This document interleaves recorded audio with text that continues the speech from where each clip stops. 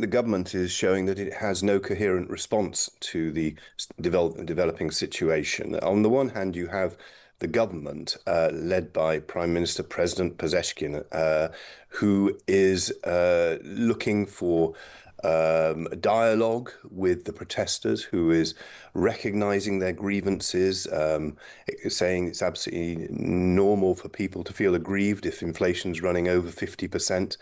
And the real, the currency, has recently dive bombed in its value. So people are feeling very hard done by in terms of cost of living and their ability to feed their families. There's growing unrest in Iran as protests sparked by the cost of living enter their fifth day. At least 6 people are reported to have been killed since those protests began.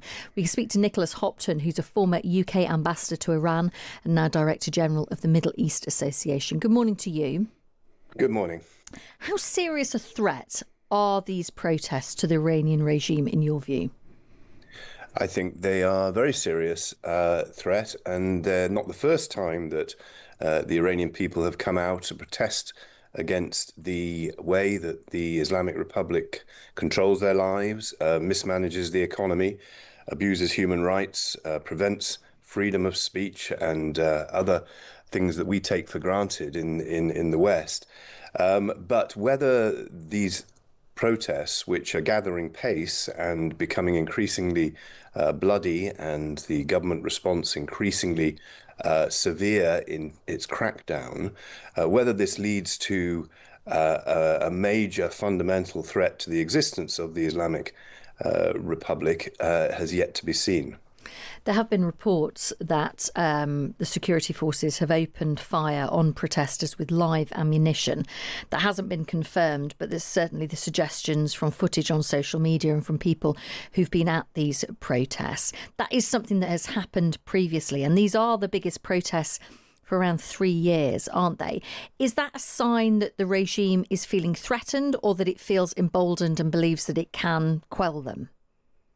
I think the government is showing that it has no coherent response to the developing situation. On the one hand, you have the government led by Prime Minister President Pezeshkian, who is looking for dialogue with the protesters, who is recognizing their grievances, saying it's absolutely normal for people to feel aggrieved if inflation's running over 50%.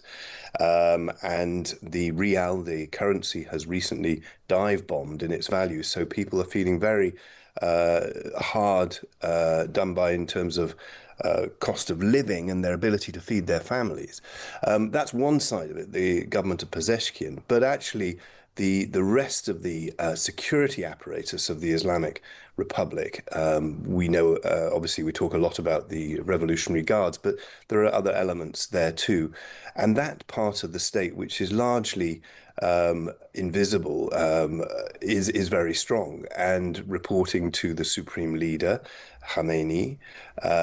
And the problem is that they are increasingly driving the response to the protests, and the government itself, the politicians, are looking very impotent.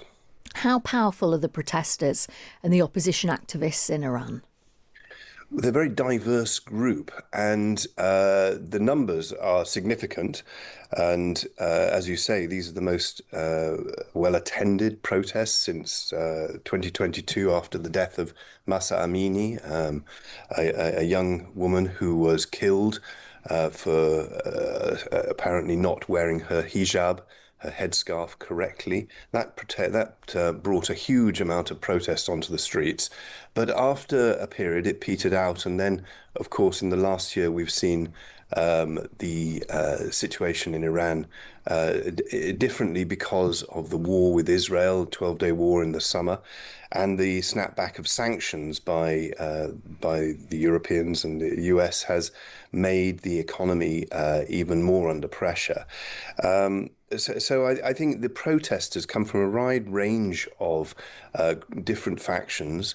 You'll hear different chanting on the streets, and some of the footage that's emerged from recent days shows groups chanting for the former monarchy, the the son of the Shah who was deposed in 1979, Reza Pahlavi, who has spoken out in the last few days, calling for all Iranians to go and seize the streets and take back their country. That's one faction, but there are many other factions ranging across Iranian society, which is very diverse and of many different opinions.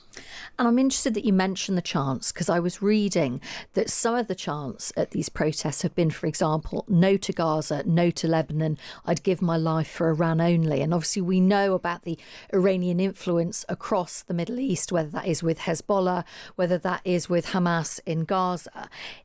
Do we know if there is a sense within Iranian society that actually they've had enough of their country being involved in other countries in the region and actually want the focus to be more inward? I think many Iranians would agree with that and feel that part of the injustice they're facing is because their government and the security forces spend a large amount of money on foreign adventures, interfering in other countries across the region and beyond. Um, and that while the people back in Iran are struggling to feed their families, and I think the sense that the government should be prioritizing the future of Iranians, and remember, this is a very young population too. These people want a future, and at the moment, they can't see how it can happen under the present regime. And presumably that also feeds into Iran's nuclear program. The nuclear program, it's slightly different. I Many just mean the Iranian, money that's spent on it. yes, probably that would be part of it.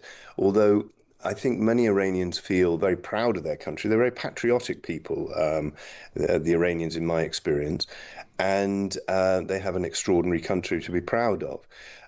They see, to a large extent, the nuclear program as being part of their national defense. And they look at examples where, for instance, countries have given up their nuclear programs, such as Libya, and under Gaddafi, and what happened to him after that. And they then compare that to, say, what's happened in North Korea, where Kim Jong-un has continued to have a nuclear option, and that has forced the Americans and others to engage and to negotiate, and they draw their own conclusions from that, also from what happened after the JCPOA nuclear agreement of 2015, when the United States unilaterally withdrew from that, and obviously that's unraveled since. But the hope is that the US and Iran, separate from obviously what's going on in the country at the moment, but in the geopolitical dimension, the hope is that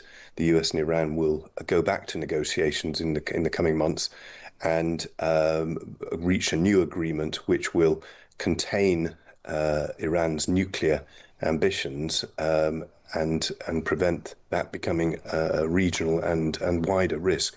And so, do opposition figures, whether that is activists or people who just oppose the Iranian regime, do they take some kind of inspiration, is possibly the wrong word, from the US and their bombing of those nuclear facilities in June, seeing that that is potentially a weakening of that regime because the US is focusing its attention on that, and maybe that's an opportunity for them? Or am I reading too much into that? No, undoubtedly, when the US bombed those nuclear facilities back in June and brought the 12-day war with Israel to an end by doing that, that was welcomed by some elements in Iranian society. Not all by any means, because many Iranians felt it was an affront to their sovereignty, but many others saw it as a way of weakening the regime, and it certainly has done. Iran is very isolated, and as I said earlier, is subject to a snapback of sanctions on their economy, and they are in a very difficult position as a regime at the moment. So yes, many hope that the US pressure and pressure from the Europeans through sanctions, as well, and as some would probably hope that the military pressure coming from Israel, all of that they would hope would bring to a weakening of the regime, which will in time allow something new to emerge. Nicholas Hopton, thank you so much for speaking to us this morning. Thank you. He is former UK ambassador to Iran and now Director General of the Middle East Association. And in an hour's time, we'll be speaking to an Iranian American who used to work as a national security expert for President Biden in the White House to get her perspective on this. You've been getting in touch too on this. Elisa in Chelmsford says, thank you for covering the protests in Iran. The bravery of the Iranian people cannot be overemphasised, and I wish them every success in overthrowing this terrifying regime. If they do, it will be hugely important for the rest of the world. This isn't just about the economic situation, it's about freedom, she says. Also